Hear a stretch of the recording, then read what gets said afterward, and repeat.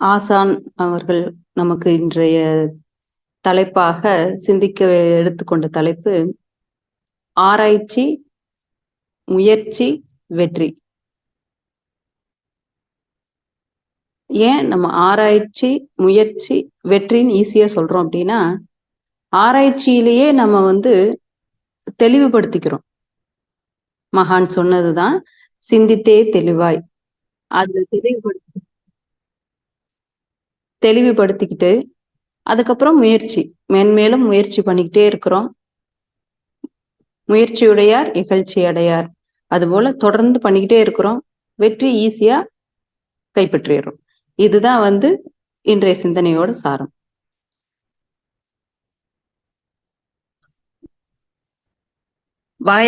வகையற சூழாது எழுதல் பகைவரை பாத்தி படுப்பதோர் ஆறு.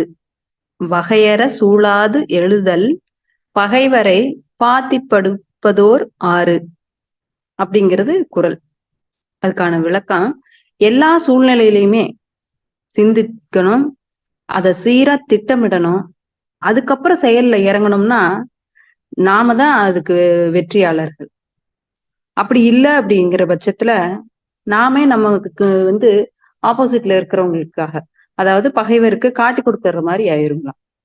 அதுதான் வகையற சூழாது எழுதல் பகைவரை பாத்தி படுப்பதோர் ஆறு அப்படிங்கிறது குறள். அதாவது ஏன், எதுக்கு, எப்படி, எவ்வாறு நடக்குது அப்படிங்கிறதெல்லாம் ஒரு கேள்வி. இதே கேள்விக்கான வார்த்தைகள். இந்த வகையில நாம ஒரு செயலையுமே ஆராய்ச்சி பண்றப்ப அதுக்கான காரண காரியம் விளைவு எல்லாமே நம்மளால கணிக்க முடியுது. ஆனா ஒண்ணு மட்டும் நமக்கு மகான் சொன்னதுதான், செயல் விளைவு உறுதி. என்ன நம்ம செய்யறோமோ அதுக்கான விளைவு நம்ம கையில் இல்ல, அது தானா நடக்கும்.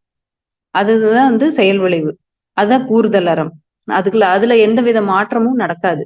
ஆனா இந்த ஏன், எதற்கு, எப்படிங்கிற கேள்வியை நம்ம கேட்காது எந்த செயல்லையும் ஈடுபடக்கூடாது. அது எல்லாமே நம்ம உட்கணித்தலா, எந்த ஒரு ஷார்ட் பீரியடா இருந்தாலும் கூட நம்ம உள்ள ஒரு கணித்தல் செஞ்சு அந்த செயலை செய்யணும். அதுதான் பகுத்தறிவு. அதுதான் இன்ஸ்டன்ட் நம்மகிட்ட இருக்கிற ஒரு அற்புதமான ஒரு ஆராய்ச்சி அறிவு.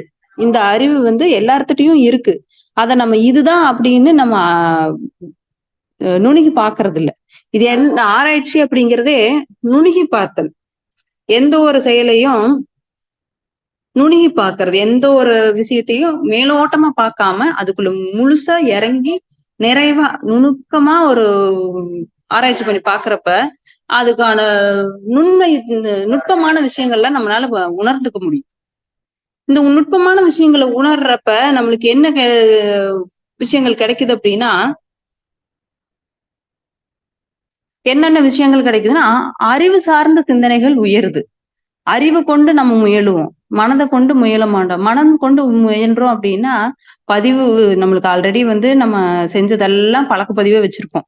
நம்மளுக்கு பிடித்ததா, அது ஆராய்ச்சிக்கு உட்பட்ட செயலா அப்படிங்கறதெல்லாம் இல்லாம நம்மளுக்கு எந்த அளவுல புலனடிப்பு அதை மைண்ட்ல எடுத்துக்கிட்டு அதவே திரும்ப திரும்ப யோசனைக்கு கொண்டுட்டு ஆராய்ச்சி பண்ணாம ஒரு முயற்சி பண்ணிட்டு இருக்கோம். அதுல வெற்றி கிடைக்குதாங்கிறத அது அது அவங்களோட முயற்சியை பொறுத்து அப்படிங்கிற அளவுல நம்ம வாழ்க்கையை நடத்திட்டு இருக்கோம்.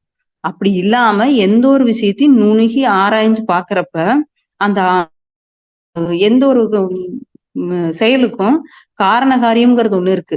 அது ரெண்டையுமே உணர்றப்ப விளைவுங்கிறது தானா கணிக்கப்படும். அது தானாவே இயல்பாவே கணிக்கப்படும். அந்த வேலை செய்யறப்பே நம்மளுக்கு புரிதல் வந்துடும்.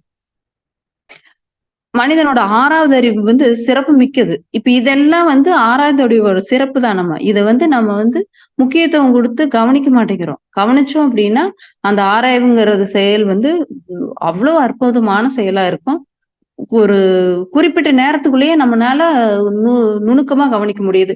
இப்போ நம்ம இந்த ஒரு கால்குலேஷன் மேக்ஸ்ல நம்ம ஃபாஸ்டா சொன்னோம்னு வச்சுக்கோங்க, 34 into 87 அப்படின்னு சொன்னோம்னா டக்குன்னு குழந்தைங்க எல்லாம் இப்ப போட்டு சொல்றாங்கல்ல, கியூமேத் கிளாஸ்ங்கிறாங்க, அபாக்ஸ் கிளாஸ்ங்கிறாங்க, நிறைய விஷயங்கள் இருக்கு. அது போல நாம செயலையும் அப்படிதான். குழந்தைங்க எண் அடிப்படையில மேக்ஸ் அடிப்படையில அவங்க செய்யறாங்க. அதுவே நம்ம விரிவா வயது ஏற்ப நம்ம ஆராய்ச்சி பண்றப்ப நம்மளுக்கு பொறுப்புகள் கூடுறப்ப பொறுப்புகளுக்கான செயல்களை எல்லாம் செய்யறப்ப என்ன நடக்குதுங்க, இது மாதிரி கால்குலேட் பண்ணி பண்ணி ஒவ்வொரு தடவையும் கால்குலேஷன் பண்றப்ப நம்மளுக்கு ஆராய்ச்சி அதிகமாகுது. அதிகமாகறப்ப நம்மளுக்கு நுணுக்கங்கள், நுண்மையான திறன் ஊக்குவிக்கப்படுது. இதுக்கு எல்லாமே மனம் அமைதியான நிலைக்கு போகணும். அதுதான் மகரிஷி நம்மளுக்கு கொடுத்த தவம். ஆராய்ச்சிங்கிறது என்னன்னா அகத்தாய்வு. இந்த ஆராய்ச்சி பண்றப்ப மனம் அமைதியாகுது, அதில் தெளிவடையுது. அதத்தான் தவத்துல நம்ம கேட்போம்ல, மனம் அமைதியா இருக்கிறப்ப என்ன பண்ணுவோங்க, மந்திரம் உள்ள மைண்டுக்குள்ள தந்திரமா, மந்திரம் எந்திரம் தந்திரம்னு மகரிஷி சொல்லுவாங்கல்ல, அந்த அடிப்படையில நமக்குள்ள மைண்ட்ல அமைதியா இருக்குது. ஆராய்ச்சி பண்றோம், நாம் அதுக்கப்புறம் முயற்சி பண்றோம். முயற்சி திருவினையாக்கும். எந்த இடத்துலயும் நம்மளுக்கு கைவிட போறது இல்லை. அதை நமக்கு முழுக்க முழுக்க முயற்சியின் அடிப்படையில நாம வாழ்க்கையில வெற்றி பெற முடியும். அதே இதுதான் மகரிஷி ஒரு இடத்துல சொல்லியிருப்பாங்க, பாத்திரம் அளவை கொண்டு பண்டத்தை அதிநிலைவை போத்திரம் பார்த்தல் விட்டு குணத்தினை அறிதல் நன்றாம். எந்த ஒரு செயல் செஞ்சாலும் அதுக்கான அந்த எந்த ஒரு பொருளை ஒரு பாத்திரத்துக்கு எந்த அளவோ, ஒரு பாத்திரத்தை அளவை பார்த்து அந்த பொருளை வைக்கணும். பொருள் அதிகப்படியா இருந்ததுன்னா அந்த பாத்திரம் கொள்ளாது இல்லைங்க, பாத்திரம் நிறைஞ்சு போயிரும். அதனால பாத்திரத்தை அளவை பார்த்துதான் பொருள் வைக்கணும் அப்படின்னு சொல்லுவாங்க. கோத்திரம் அறிந்து மனித குலத்துல கோத்திரம் என்ன பார்க்கும் வழக்கத்தை விளக்கி அந்த மனிதனின் குணத்தை அறிந்து கொண்டால் அம்மனிதனிடம் எவ்வாறு தொடர்பு கொண்டு தன் நன்மை பெற முடியும் என்று என்பதை அறியலாம். குலத்தை பார்த்து கோத்திரத்தை பார்க்கறதுங்கிறத விட மனிதனோட குணம் என்ன, குணம் சார்ந்து அவனுடைய என்ன குணம், அவன் குணத்தால் எவ்வாறு இருக்கிறான் அப்படிங்கறத சிந்தனை பண்ணி அவங்ககிட்ட பார்க்கணும். அவங்ககிட்ட அதுதான் ஆராய்ச்சி. அந்த ஆராய்ச்சி தான் செஞ்சு நாம ஒரு இடத்துலயும் அவங்கள ஒப்பிட்டு கணித்தல் அப்படிங்கிறதே சிந்தனை செய்து ஒப்பிட்டு கணித்தல். அந்த எண்ணமே நம்ம தற்சோதனையின் போது, அகத்தாய்வின் போது நம்மளுக்கு இயல்பாவே வரும். அதுதான் ஆராய்ச்சி. நம்ம மகரிஷி நம்மளுக்கு கொடுத்தது ஆராய்ச்சிங்கிறது தற்சோதனையே. அடுத்தது முயற்சி. மனித மனதோட படிநிலைகள் 10 படிநிலைகள்ல இது ஆராய்ச்சி, தெளிவு, முடிவுங்கிற 3ங்கிற விளக்கப்பதிவா கொடுத்திருக்கிறாங்க. மீதி எல்லாம் பழக்க பதிவா புலன் அடிப்படையில புலன் சார்ந்த விஷயங்களா இருந்துமே கடைசியா 3 கொடுத்திருப்பாங்க, ஆராய்ச்சி, தெளிவு, முடிவு அப்படின்னு சொல்லி. அந்த அடிப்படையில முயற்சிங்கிறது நம்ம பண்ண எந்த இடத்துலயுமே முயற்சியுடைய இகழ்ச்சி அடையார். முயற்சி தான் நம்மளுக்கு வெற்றியை வகுத்து கொடுக்கும் அப்படிங்கிறது நிறைய முதுமொழிகள் இருக்கு. அதுதான் குரல் வழியா சொல்லணும்னா, முயற்சி திருவினையாக்கும், முயற்சியின்மை இன்மை புகுத்தி விடும். விடாமுயற்சி புதிய வாய்ப்புகளை எல்லாம் உருவாக்கி மேலும் மேலும் செல்வ செழிப்போட நமக்குலாம் செல்வம்னு 16 செல்வங்களோடவும் இருக்க முடியும். முயற்சி 16 செல்வங்களையும் அருளி செய்யக்கூடியது. முயற்சி இல்லாத இருக்கிறப்ப வறுமைதான் நம்மளுக்கு உண்டாக்கும். நம்மளுக்கு முயற்சி இல்லாத மனம் என்னங்க, வறுமை சூழ்ந்த ஒரு அறியாமை சூழ்ந்த மனிதர்கள்லாம் மாற்றிடுங்களாம். அதனால என்னைக்குமே முயற்சியை என்னைக்குமே கைவிடக்கூடாது. முயற்சி செஞ்சுக்கிட்டே இருக்கணும். அதுக்கான பலன் கண்டிப்பா ஒரு நேரத்துல நம்மளுக்கு கொடுத்தே தீரணும். அது ஏன்னா செயல் விளைவு தத்துவம் அப்படி. நம்ம எந்த செயல் செஞ்சாலும் அதுக்கான முயற்சிதான் மெய்வருத்த கூலி தரும் அப்படிங்கிறது குரல் வாயிலாக நமக்கு தெரிஞ்சுக்கிட்ட ஒண்ணு. மகரிஷி சொல்றதும் அதுதான். நீங்க முயற்சி என்னைக்குமே பண்ணிக்கிட்டே இருங்க. எந்த செயலா இருந்தாலும் வெற்றிங்கிறது நம்ம கையில் இல்ல, ஆனா முயற்சிங்கிறது முழுக்க முழுக்க நம்ம கையில இருக்குது அப்படிங்கிறத மிகவும் ஆழமா, முயற்சி வெற்றிக்கான மூலதனமே முயற்சி தான் அப்படிங்கிறத, முயற்சிதான் மெய்வருத்து கூலி தரும் அப்படிங்கிற வள்ளுவர் வாக்கு மூலமா தோன்றோம். ஒரு பேசிக்கா நம்ம நினைச்சு பாருங்க, பிறக்கிறோம், குழந்தைய படுக்க வச்சிருக்காங்க, ஒரு 3 மாதம் கழிச்சு குப்பரிக்கிறோம், அப்புறம் தவழ்றோம், அப்புறம் எழுந்திருச்சு நிக்கிறோம், நடக்கிறோம், ஓடுறோம், அதுக்கு அடுத்தது பாடுறோம், ஆடுறோம், படிக்கிறோம், வளர்றோம். ஒன்னொன்னும் முயற்சி தான். இப்ப நம்ம இந்த படுத்துறதுல இருந்து குப்பரிக்கிறோம்ல, குப்புற உழுகிறோம்ல, அப்ப அதுவே ஒரு முயற்சி. அது தொடர்ந்து வர்ற ஒரு நடவடிக்கைகளும் ஒரு ஸ்டேஜுமே முயற்சி தான். அப்ப அந்த முயற்சி இல்லாம நம்ம எப்படி வளர்ந்துருக்கிறோம்? வளர்றதுக்கு வளர்ச்சியே நம்மளோட வளர்ச்சியே அது போலதான். அது ஏன்னா 6வது அறிவான மனிதனோட பகுத்தறிவோட இது சாரம், பகுத்தறிவோட விளைவு. அது சிறப்பு. விளைவுங்கிறத விட சிறப்பு. இந்த சிறப்பை கொண்டு நம்ம இருக்கிறப்ப ஏன் நம்ம முயற்சி பண்ண முடிய கூடாது? படுத்தே இருந்தோம்னா நம்ம எப்படி அதுக்கு அடுத்தடுத்த ஸ்டேஜுக்கு போயிருப்போம் இல்லைங்களா? அது போலதான் ஒரு செயலுமே அது போலதான். நாம முயற்சி பண்ணிக்கிட்டே இருக்கணும். என்னைக்குமே ஒரு வழிகாட்டியா, ஒரு ஒளி விளக்கா நாம நம்மளோட வாழ்க்கையில் நம்மளை சூழ்ந்து இருக்கிறவங்களுக்கு ஒரு முயற்சி கொடுக்குறவங்களா, முயற்சி இப்படி பண்ணலான்னு ஒரு ஆலோசனை சொல்றவங்களா, எந்த ஒரு இடத்துல நம்ம சிந்தனை செஞ்சுக்கிட்டே இருக்கணும். அவங்களுக்கு ஊக்கப்படுத்திட்டே இருக்கணும். நம்மளும் அதுக்கு நம்மளை நாமளே முயற்சியில ஈடுபடுத்தி நம்ம ஊக்கம் கொடுத்துக்கிட்டே இருக்கணும். அது எல்லாமே முயற்சியில தான் இருக்கு. எதுவுமே எந்த முயற்சியும் வீண் போகாது. பெரியவங்க சொல்றதே செய்யி, உன்னோட வேலையை செஞ்சிரு, உன்னோட கடமையை செய், கடமையை செய், பலனை எதிர்பாராதே. நீ அதை முயற்சி அந்த இடத்த செஞ்சிரு, ஃபுல்ஃபில் பண்ணிரு, அது நடக்கிறது நடக்கும். அதுக்கான கால நேரம் வரணும்ல. அது போலதான் எந்த இடத்துலயும் முயற்சியை கைவிடாம செஞ்சுக்கிட்டே இருந்தோம் அப்படின்னா விளைவு மிக மிக மிக வெற்றியாத்தான் அமையும். அந்த வெற்றிக்கு ஈடு இணையே கிடையாது. அப்ப நம்மளுக்கு வரும் ஒரு சந்தோஷம். அந்த சந்தோஷத்துல நம்ம துவண்டு போகக்கூடாது. துவண்டு போகக்கூடாதுங்கிறது அதுல தோய்ந்து போகக்கூடாது. மறுபடியும் முயற்சி பண்ணா அடுத்து அடுத்து அடுத்துன்னு போயிட்டு வாட் நெக்ஸ்ட் அப்படிங்கறதுல நம்ம முயற்சி அந்த மாதிரிதான் இருக்கணும் நம்மளோட இது. சரிங்க, இது எல்லாமே முயற்சின்னு சொல்றீங்க, வெற்றின்னு சொல்றீங்க, ஆராய்ச்சின்னு சொல்றீங்க அப்படின்னா அப்பனா எல்லாமே மனிதர்களுக்கு எல்லாமே பாசிட்டிவாவா வாழ்க்கையே இருந்ததுன்னா இப்போ எல்லாருமே ஃபுல்ஃபில்லா இருந்திருக்கணும் அல்லவா அப்படின்னு ஒரு கேள்வி நம்மளுக்குள்ள வரும். இது எல்லாத்துக்கும் வர இயல்பானதுதான். அப்ப தோல்வியும் வரும். அப்ப அந்த தோல்வியவே வெற்றியை மாத்துறதுக்கான ரகசியம் என்ன நம்ம கண்டுபிடிக்கணும். திரும்ப திரும்ப முயற்சி தான். அப்ப அந்த தோல்வியை பார்த்து குறை சொல்லிட்டு நான் அதை செஞ்சிருந்தா நான் சரியா இது பண்ணியிருப்பேன். அதுல எனக்கு ஒரு +2 படிக்கிற பையனை வச்சுக்கோமே, அந்த 2 மார்க் மட்டும் எனக்கு அவுட் ஆஃப் போர்ஷன் இல்லைன்னா நான் நல்ல மார்க் எடுத்திருப்பேன். இல்ல அந்த கிளாஸ் மட்டும் நான் அட்டன் பண்ணி இருந்தேன்னா நான் நல்ல மார்க் எடுத்திருப்பேன். எனக்கான சூழல் இருந்திருந்தா நான் படிச்சிருந்திருப்பேன் அப்படின்னு சொல்லி அந்த தோல்வியையும் அந்த குறையையும் சுட்டி காமிச்சு அதுக்கு அதவே சலிச்சுக்கிட்டு இருந்தோம் அப்படின்னா முயற்சி என்னைக்குமே பண்ண முடியாது. அதை தாண்டி அது எதுல நம்ம விட்டுருக்குறோம் அப்படிங்கிற அந்த குறைய கண்டுபிடிச்சு அதுக்கான நிகரா அதுக்கான என்ன நம்ம எஃபர்ட் போடணும் அப்படிங்கறத பார்த்தோம்னா வின் பண்ணிடலாம். நம்ம சமையல் பண்றோம், எல்லாருமே ஃபர்ஸ்ட் நாளே சக்சஸ்ஃபுல்லா நம்ம பன்னீர் கிரேவி வச்சிடுறோமா அப்படின்னு பார்த்தா பர்ஃபெக்டா நம்மளால வைக்க முடியாது. அதுல ஒரு குறை இருக்கும். அதுக்கு அடுத்தது அடுத்து பண்ணத்தான் டேஸ்ட் அதிகமாயிட்டே இருக்கும். எது கூட்டணும் குறைக்கணுங்கிறதெல்லாம் பண்ணத்தான் நம்மளுக்கு முயற்சி இதா இருக்கும். ஒர்க் பண்றாங்க, அவங்க ஃபர்ஸ்ட் பேசிக்கான ஒரு ஒர்க்கரா போயிருப்பாங்க. மறுபடியும் முயற்சி பண்ணிக்கிட்டே இருக்க டாப் லெவல்ல வந்துடுறாங்க. அந்த கம்பெனிலேயே நம்பர் 1 கிரேடா உயர்றாங்க. இது எல்லாமே முயற்சி தான். படிச்சுட்டே இருக்க அறிவை வளர்த்த முயற்சியை பண்ண விளைவு நிச்சயமா நம்மளுக்கு கைகூடும். எங்கேயுமே எந்த இடத்துலயும் அத நம்மளை கைவிடவே விடாது. நம்ம செஞ்சுட்டோம்னா நாமளே நினைச்சா கூட அது நிக்காது. அதுக்கான விளைவு கொடுத்துட்டே இருக்கும். ஆனா ஆக்கப்பூர்வமான நேர்மறையான சிந்தனையா இருக்கும்.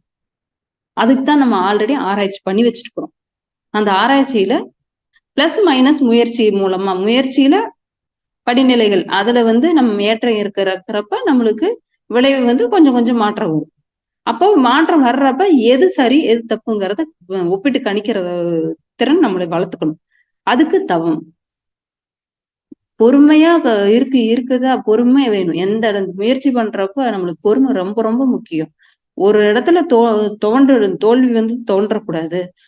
வெற்றி கிடைக்கிறப்பவும் அதுல போய் அதுல மூழ்கி போயிடக்கூடாது. இது ரெண்டையும் ஒப்பிட்டு கணிச்சு அதுல இருந்து நம்ம விலகி வர தெரியும்.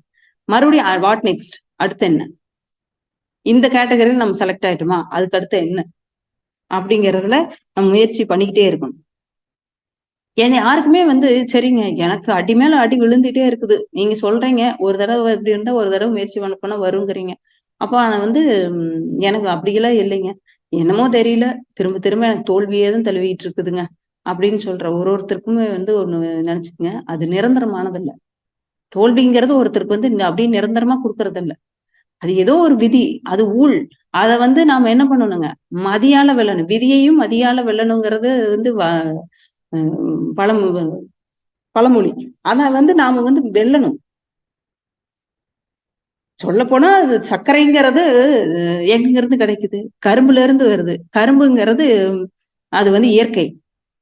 கரும்ப நாம நினைச்சா அப்படியே செயற்கை உருவாக்கலாம் முடியாது. அது இயற்கையா வளர்ந்து அதுக்கான குறிப்பிட்ட காலம் 10 மாத காலத்துல வளர்ந்து அந்த கரும்பா வருது. அதைத்தான் நம்ம எடுத்து சர்க்கரையாவோ, வெல்லமாவோ, ஸ்வீட் எந்த கல்கண்டாவோ தயாரிக்கிறோம்.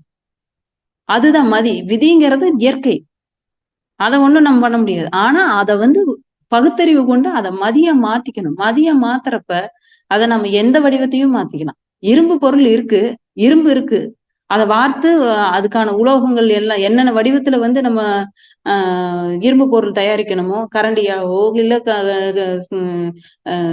அருவாவாவோ, கத்தியாவோ, கோடரியாவோ, கடப்பாராவோ நம்ம மாத்திக்கிறது மதிதான். மனிதனோட மதிதான். அப்போ எந்த ஒரு விஷயமும் விதியா இருந்தா கூட நம்மளால மாத்துறதுக்கு நேர்மறையான விஷயங்களை கொண்டு நம்ம ஒரு ஒரு இடத்துலயும் முயற்சி பண்ணிக்கிட்டே இருக்கணும். முயற்சி உடையார் இகழ்ச்சி அடையார். என்னைக்குமே வந்து அது நிச்சயமான ஒண்ணு.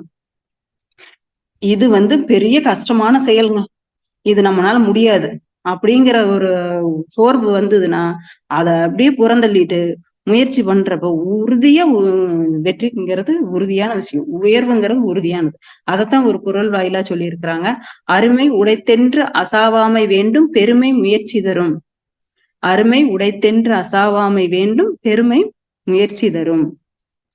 அது கஷ்டமான செயல் அப்படின்னு நம்மளே அதை வந்து ஒதுக்கி வச்சுக்கிட்டு அதை அப்புறம் செய்யலாம், அடுத்த நாள் செஞ்சுக்கலாம், இப்போ அப்புறமா பாத்துக்கலாம், அதுக்கு ஒரு நாள் வரும் அப்புறம் பாத்துக்கலாம், அதை நம்ம இப்ப செய்யணுங்கிறது இல்லை அப்படிங்கிற மாதிரி எந்த ஒரு எண்ணத்தையும் நம்ம போடக்கூடாது. அப்படி போடாம கவுண்டு போகாம நம்ம திரும்ப திரும்ப முயற்சி பண்றப்ப கண்டிப்பா சக்சஸ்ஃபுல்லான ஒரு லைஃப்க்கு நம்மளுக்கு அமையும். பாரதியாரோட ஒரு வார்த்தை, நம்பிக்கையே காமதேனு, அது கேட்ட வரமெல்லாம் கொடுக்கும். முழுசா எந்த ஒரு முயற்சியிலையும் நாம நம்பிக்கைய முழு உந்து சக்தியா அதை பயன்படுத்தணும். அந்த முயற்சியை வந்து அத வந்து அனாவசியமா அவநம்பிக்கையோட நெகட்டிவ் தாட்ஸோட பண்ண போனோம்னா நம்மளுக்கு வந்து அது அர்த்தமற்றதா போயிடும். அப்படி இல்லாம நம்பிக்கையா வந்து நம்ம நம்பிக்கையோட நம்ம முயற்சி பண்றப்ப நம்ம மனோபலம் வந்து உயருது. மனசு ஸ்ட்ராங்கா இருக்கிறோம், ஒரு இதுல நிலைப்பாடா இருக்கிறோம்னா வெற்றி வந்து நம்மளை எப்படி வந்து விட்டு விலகும்? அதுக்கு வாய்ப்பே கிடையாது. வெற்றியை அப்படியே புறந்தள்ளிட்டு நம்ம வாட்டுக்கு நேர் வழியில் போயிட்டே இருக்கலாம்.